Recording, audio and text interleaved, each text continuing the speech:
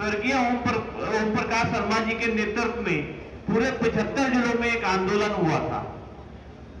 उस आंदोलन की देन थी कि जितने भी वित्तहीन विद्यालय थे वह सहायता प्राप्त विद्यालयों में बदल दिए गए।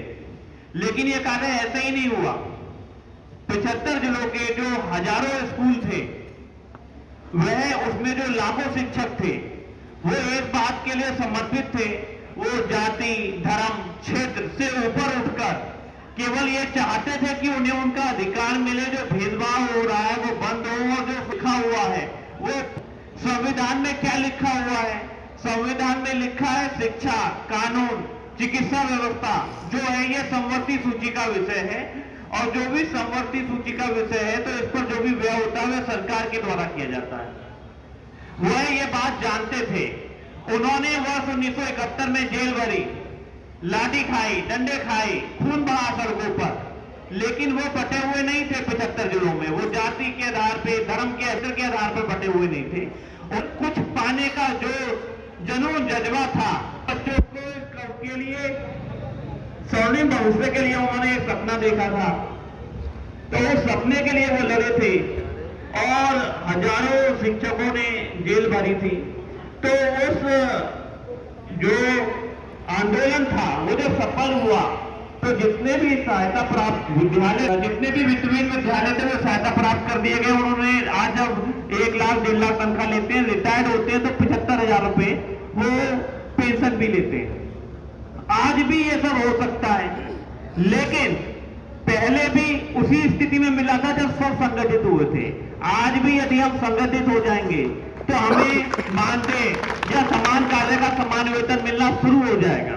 जो उस समय सरकार ने व्यवस्था शुरू करी थी सरकारी कोषागार से समान कार्य का समान वेतन देने की, वह 1986 तक लागू हुई। उसके बाद वो बंद कर दी गई। आज भी चालू हो सकती है, बस हम कितना संघर्ष करने को तैयार है। आज भी यदि हम बात करेंगे, कासगंज में 250 विद्यालय हैं वित्तहीन, उसमें लगभग कुछ 30% 40% जो स्कूल हैं वह भारतीय जनता पार्टी से जुड़े होंगे, या 20-25% दूसरे राजनीतिक दल से जुड़े हुए होंगे। 20-25 जो स्कूल हैं वो तटस्थ हैं, उन्हें कोई अंतर नहीं पड़ता है। तो इस आधार पर समस्या का समाधान नहीं हो सकता। अकेला आकाश अग्रवाल ना पहले कुछ कर सकता था, ना आज कुछ कर सकता है।